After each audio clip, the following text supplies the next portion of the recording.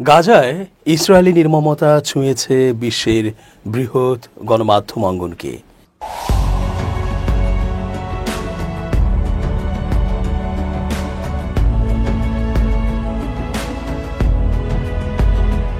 আসসালামু আলাইকুম প্রিয় দর্শক, আমন্ত্রণ আজকের আলোচনায়। চেঞ্জ টিভির আন্তর্জাতিক চোখ অনুষ্ঠানে এস জে রতন স্বাগত জানাচ্ছি। অনেকেই এটাই বলছেন যে গাজা পুরোটা ধ্বংস করে ফেলা হলেও যে সমর্থন তাদের এসেছে তা অবিশ্বাস্য। বিশ্বের প্রায় সবকটি দেশের সাধারণ মানুষেরা ইসরায়েলের বিরুদ্ধে ক্ষোভ, বিক্ষোভ ও ঘৃণা জানিয়েছেন, এখনও জানাচ্ছেন। গণমাধ্যম, চলচ্চিত্র, সঙ্গীত, প্রবন্ধ, উপন্যাসে সব মাধ্যমে দারুণভাবে হৃদয়ের ভেতরটা ছুঁয়ে গেছে গাজায় ইসরায়েলের নির্মমতার বাস্তবতা। ফলে গাজাবাসীর প্রতি, হামাসের প্রতি মানুষের সমর্থন ও সহানুভূতি বেড়েছে। বিপরীতে মারাত্মক ঘৃণা ও ক্ষোভের জন্ম নিয়েছে ইসরায়েলের বিরুদ্ধে। গাজায় চলমান ফিলিস্তিনি গণহত্যা শুধু মানবিক সংকটই নয়, বিশ্ব সংস্কৃতি ও চলচ্চিত্রের ভাবনাকেও নতুন করে সংজ্ঞায়িত করছে, এমনটাই মনে করছেন বিশ্লেষকেরা। তিনি বলেছেন, মানবতা ও ন্যায়ের পক্ষে এই লড়াই শুধু রাজনীতির নয়, এটি এখন শিল্প, সংস্কৃতি ও চলচ্চিত্রেরও এক নতুন আন্দোলন। এই বিশ্লেষণটি লিখেছেন হামিদ দাবাসি। তিনি নিউ ইয়র্কের কলাম্বিয়া বিশ্ববিদ্যালয়ের ইরানি স্টাডিজ ও তুলনামূলক সাহিত্য বিষয়ক হাগোভ কেভরকিয়ান অধ্যাপক। জাতিসংঘের সাম্প্রতিক প্রতিবেদনে বলা হয়েছে, ইসরায়েল গাজায় গণহত্যা চালাচ্ছে এবং তা এখনও অব্যাহত রয়েছে। প্রতিবেদনে স্পষ্ট ভাষায় বলা হয়, ইসরায়েলি কর্তৃপক্ষ ও নিরাপত্তা বাহিনী গাজা উপত্যকার ফিলিস্তিনিদের বিরুদ্ধে গণহত্যা করেছে এবং তা অব্যাহত রেখেছে। আন্তর্জাতিক মহল ইসরায়েলকে জবাবদিহির আওতায় আনার দাবি জোরদার হয়েছে। মানবাধিকার বিশেষজ্ঞরা নুরেমবার্গ ট্রায়ালের আদলে এক আন্তর্জাতিক আদালত গঠনের আহ্বান জানাচ্ছেন, যেখানে যুদ্ধ অপরাধের অভিযোগে ইসরায়েলি কর্মকর্তাদের বিচার হবে। একই সঙ্গে বিশ্বের বিভিন্ন প্রান্তে বহু ইহুদি নাগরিক ও শিল্পী ইসরায়েলের কর্মকাণ্ডের বিরুদ্ধে অবস্থান নিয়েছেন। হামিদ দাবাসি বলেছেন, ইহুদিরা নয়, বরং জায়নিস্ট মতবাদী এই গণহত্যার জন্য দায়ী। গাজায় ইসরায়েলি আগ্রাসনকে কেন্দ্র করে সাম্প্রতিক সময়ে বিশ্বের গুরুত্বপূর্ণ চলচ্চিত্র উৎসবগুলোতেও আলোচনার ঝড় উঠেছে। ভেনিস চলচ্চিত্র উৎসবে প্রদর্শিত হয় the voice of Hind Rajab, যা দর্শকদের কাছ থেকে 22 মিনিটের দাঁড়িয়ে অভিবাদন পায়। টরন্টো আন্তর্জাতিক চলচ্চিত্র উৎসবে ফিলিস্তিনি নির্মাতা আনেমারি জাসিরের প্যালেস্টাইন 36 বিশেষ সাড়া ফেলে, যেখানে 1936 সালের ফিলিস্তিনে উপনিবেশবাদের সূচনাকাল ফুটিয়ে তোলা হয়েছে। অন্যদিকে হলিউডের জনপ্রিয় তারকা Emma Stone, Joaquin Phoenix, Rooney Mara, Nicola Coughlan ও অ্যান্ড্রু গারফিল্ড প্রকাশ্যে ঘোষণা দিয়েছেন তারা ইসরায়েলি চলচ্চিত্র প্রতিষ্ঠানের সঙ্গে আর কাজ করবেন না, যেগুলো গণহত্যা ও বর্ণবৈষম্যে জড়িত। এসব ঘটনাই বিশ্ব সিনেমায় এক নতুন নৈতিক ও মানবিক চেতনার সূচনা করেছে। হামিদ দাবাসি বলেছেন, আজ বিশ্ব সিনেমার প্রকৃত কেন্দ্রবিন্দু গাজা, যেখানে তরুণ নির্মাতা বিসান আউদা আইফোনে নিজের জাতির হত্যাযজ্ঞ নথিবদ্ধ করে নতুন ইতিহাস লিখছেন। বিসান আউদার তৈরি it's Bisan from Gaza and I am still alive series বিশ্বব্যাপী আলোচনায় এসেছে।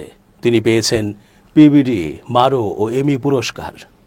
তিনি মনে করেন এই পুরস্কারগুলো বিসানকে নয়, বরং তার কাজের শক্তিকেই সম্মান জানায়। হামিদ দাবাসি আরও বলেন, গাজায় ফিলিস্তিনি সাংবাদিক ও নির্মাতাদের কাজ বিশ্ব সিনেমার কেন্দ্রকে ইউরোপ ও আমেরিকা থেকে সরিয়ে মধ্যপ্রাচ্যে নিয়ে এসেছে। মানবতা ও ন্যায়ের পক্ষে এই লড়াই শুধু রাজনীতির নয়, এটি এখন শিল্প, সংস্কৃতি ও চলচ্চিত্রেরও এক নতুন আন্দোলন।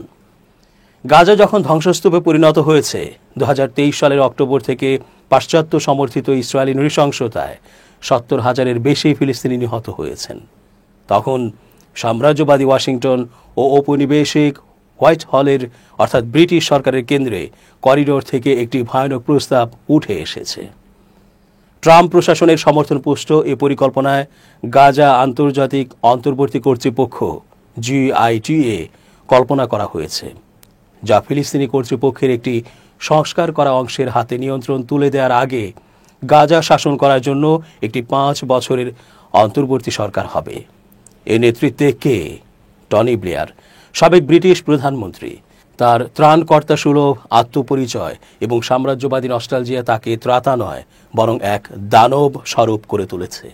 হারেজ এবং টাইমস অব ইসরায়েলে ফাঁস হওয়া পরিকল্পনাগুলো থেকে জানা যায় ওই সরকারের ব্লেয়ারের সভাপতিত্বে 7 জনের একটি বোর্ড থাকবে, যেখানে সারা দুনিয়ার বিলিয়নিয়ররা থাকবেন। তারাই আইন প্রণয়ন, নিরাপত্তা এবং নিয়োগের বিষয়ে বাধ্যতামূলক ডিক্রি জারি করবেন। আর ফিলিস্তিনিরা কি করবে? তাদের ভেটো ক্ষমতা থেকে বঞ্চিত করে নিরপেক্ষ প্রশাসনিক ভূমিকায় নামিয়ে দেওয়া হবে। এটি কোনো শাসন ব্যবস্থা নয়, এটি এক নয়া ঔপনিবেশিক ভাগ বাটোয়ারা, যা অতীতে এই অঞ্চলকে খণ্ডবিখণ্ড করে দেয়া ব্রিটিশ ম্যান্ডেটগুলোরই প্রতিধ্বনি। ফিলিস্তিনি জাতীয় উদ্যোগের নেতা মুস্তফা বারঘুতি এটিকে একটি বিপর্যয় আখ্যা দিয়ে নতুন করে ব্রিটিশ উপনিবেশবাদের উত্থান সম্পর্কে সতর্ক করেছেন। অবশ্য কেবল ফিলিস্তিনে নয়, বিশ্বজুড়েই এ পরিকল্পনার বিরুদ্ধে প্রতিবাদ উঠেছে। কিন্তু তাতে কি ব্লেয়ারের কিছু যায় আসে? নিজেকে এক আধা ঐশ্বরিক ব্যক্তিত্ব হিসেবে দেখা ব্লেয়ারের কাছে এসব নতুন কিছু নয়। প্রধানমন্ত্রিত্ব ছাড়ার পর ক্যাথলিক ধর্মে দীক্ষিত হওয়া ব্লেয়ার প্রায়ই তার সিদ্ধান্তগুলোকে আধ্যাত্মিক দৃষ্টিকোণ থেকে দেখেন। কথিত আছে, কোনো সিদ্ধান্ত নেয়ার আগেই নিজেকে জিজ্ঞাসা করতেন, যিশু কি করতেন?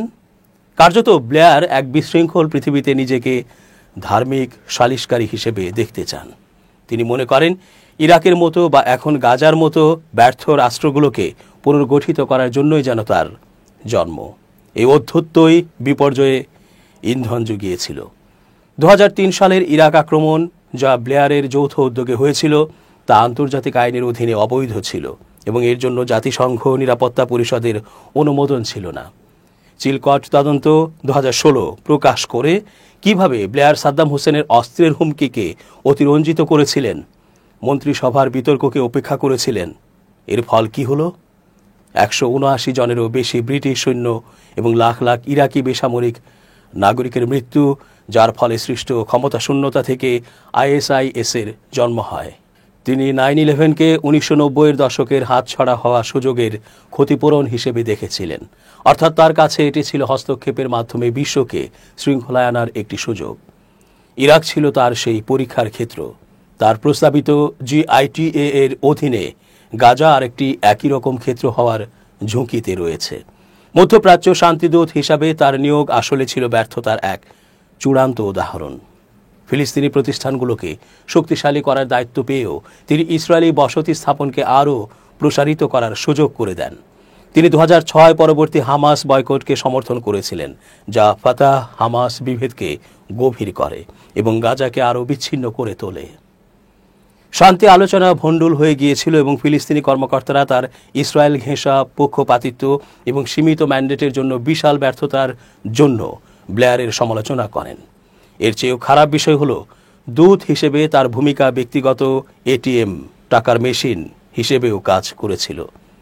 মধ্যস্থতা করার সময় ব্লেয়ার 2014 সালে গাজা যুদ্ধের সময় মিশরের আব্দুল ফাত্তাহ আল সিসির মতো স্বৈর শাসকদের পরামর্শ দিতেন এবং তার টনি ব্লেয়ার ফেইথ ফাউন্ডেশন ও অ্যাসোসিয়েটস কনসালটেন্সির মাধ্যমে লাখ লাখ ডলার উপার্জন করতেন।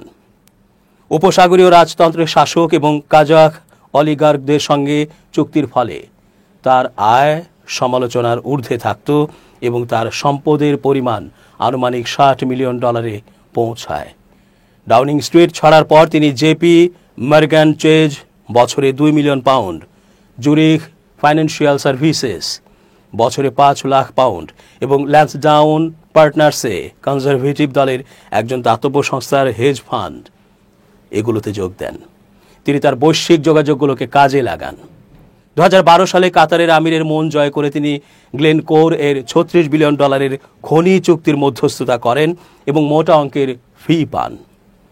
গাজা পুনর্গঠন নিয়ে তার ইনস্টিটিউটের বিভিন্ন গোষ্ঠীর সঙ্গে আলোচনা আসলে ছিল ফিলিস্তিনিদের উন্নতি নয়, বরং বিনিয়োগকারীদের কাছে প্রস্তাব দেওয়ার সাংকেতিক ভাষা। জিআইটিএ এর প্রস্তাবটি এই কৌশলটির গন্ধ বহন করে। 5 বছরের জন্য একটি বিলিয়নিয়ার বোর্ড সর্বোচ্চ রাজনৈতিক ও আইনি ক্ষমতা ব্যবহার করবে, ফিলিস্তিনিদের দূরে সরিয়ে রেখে জ্বালানি ও পরিকাঠামো চুক্তিগুলোর দিকে নজর দেবে।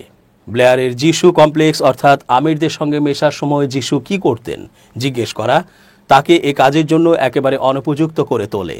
আসলে উন্মুক্ত কারাগারে আটকে থাকা গাজার 23 লাখ মানুষের ঔপনিবেশিক পোশাকে মোড়া কোনো ত্রাণকর্তার প্রয়োজন নেই।